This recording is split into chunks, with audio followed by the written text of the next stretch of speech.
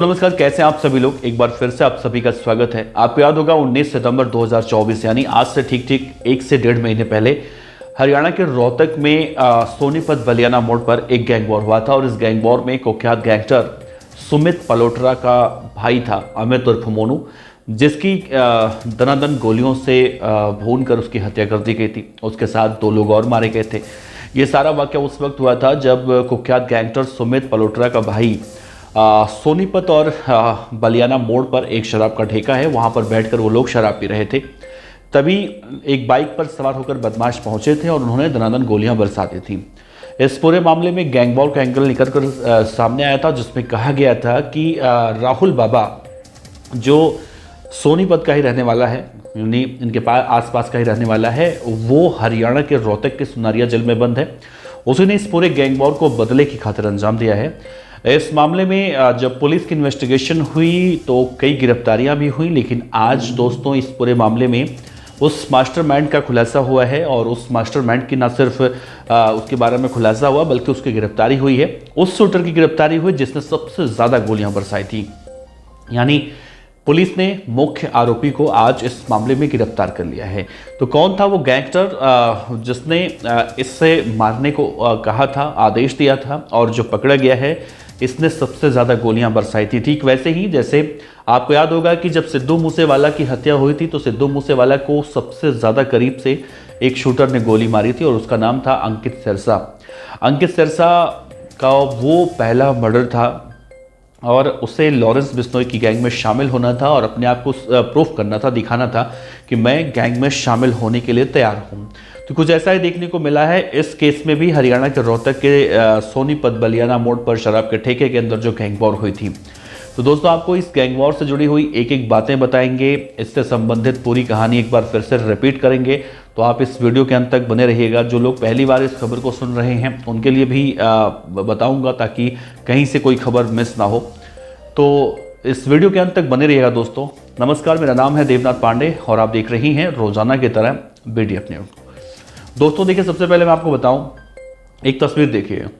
ये है गैंगस्टर सुमित पलोटरा। बहुत बड़ा नाम कहा जाता है जुर्म की दुनिया में और ख़ासतौर से दिल्ली और हरियाणा में। सुमित पलोटरा इस वक्त जेल में बंद है और कहा जाता है कि सुमित पलोटरा का एक राइवल गैंग है जिसका नाम है गैंगस्टर राहुल बाबा। राहुल बाबा और सुमित पलोटरा ये दोनों एक दूसरे के खून के प्यासे ऐसे हैं जैसे आप समझिए कि लॉरेंस और नीरज भवाना, और इन दोनों के नाम भी लॉरेंस और नीरज भवाना से भी जुड़ते दिखाई देते हैं बार बार मौके पर।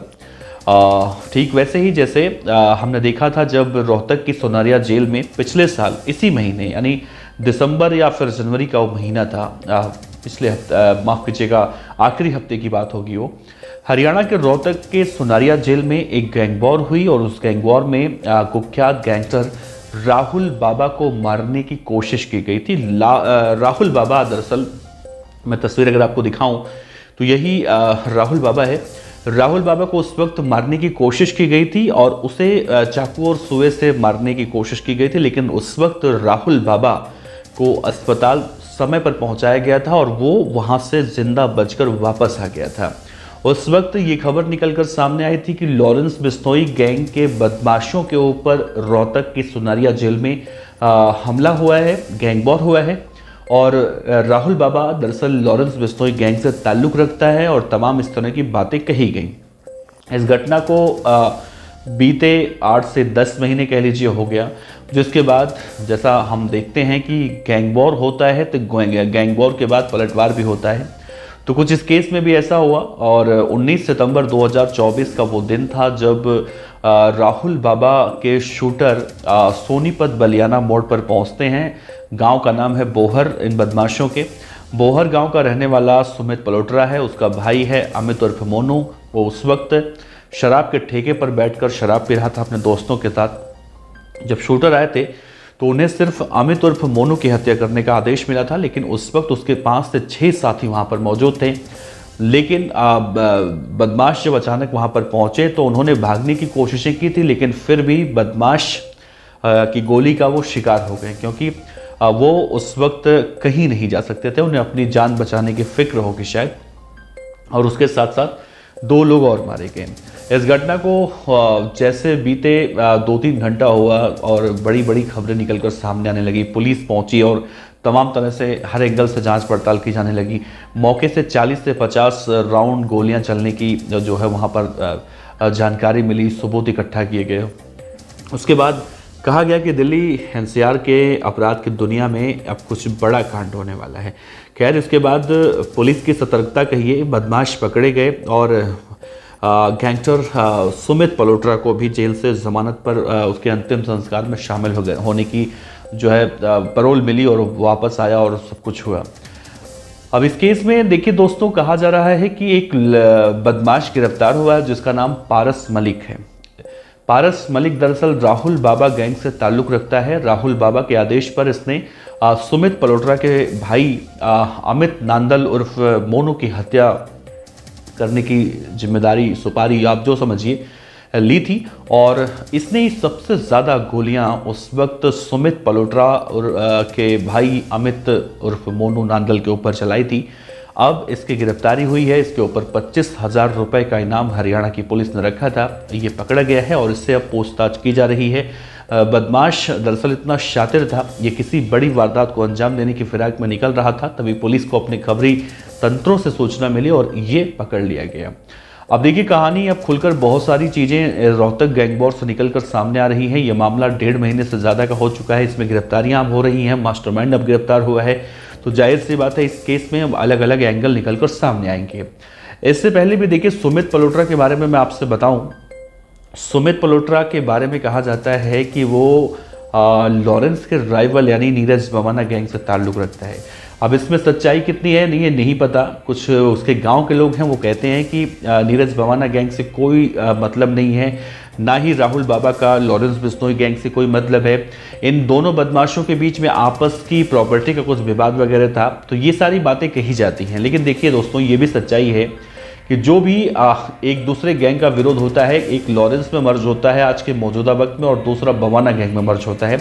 और जिस तरह से सुमित पलोट्रा ने साल 2017 में लड़कियों के कपड़े पहनकर यानी सलवार समीज पहनकर उस वक्त राहुल बाबा पर हमला किया था, जब राहुल बाबा को कोर्ट में पेशी पर लेकर जाया गया था और उस वक्त की तस्वीरें भी निकलकर सामने आई थी।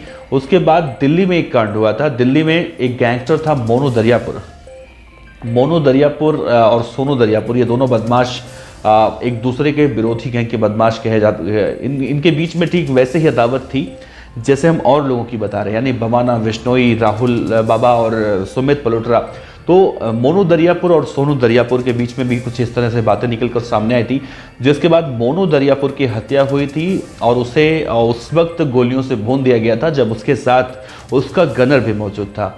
और इस केस में भी नाम निकलकर सामने आया गैंगस्टर सुमित पलोट्रा का। अब सुमित पलोट्रा देखिए, दरअसल नीरज बवाना गैंग का शागिर्द इसे इसलिए कहा जाता है क्योंकि सुमित पलोट्रा अपने दुश्मनों को खत्म करने के लिए नीरज बवाना गैंग का कहीं ना कहीं मदद मांग लिया करता था और उसे मदद मिलती भी थी। बहरहाल ये पूरी जो गैंग वॉर की कहानी है, अब इसमें कुछ नए एंगल निकलकर सामने आएंगे पारस मलिक के गिरफ्तार होने के बाद। और अब राहुल बाबा की भी थोड़ी बहुत खातिरदारी कहीं ना कहीं दिखाई देगी अब, क्योंकि राहुल बाबा ही इस हत्याकांड के पीछे है, ऐसी बातें कही जा रही हैं मीडिया रिपोर्ट में। और अब जब पारस मलिक पुलिस के डंडों के सामने अब राज खोलेगा, तो रोहतक गैंग वॉर में और भी बहुत सारी चीज़ें दोस्तों सामने आएंगी। तो आप अगर हरियाणा के रोहतक के गैंग वॉर में यानी बलियाना मोड़ वाले गैंग वॉर में अगर आपने खबर इससे पहले देखी होगी तो आप सभी को पता होगा।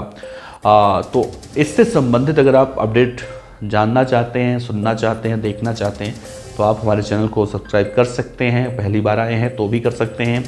आपका बहुत बहुत शुक्रिया, क्योंकि अपराध की दुनिया की खबरों को हम आप तक बहुत ही लंबे समय से भी पहुंचाते रहे हैं और बहुत ही बारीकी से समझाने की कोशिश करते हैं।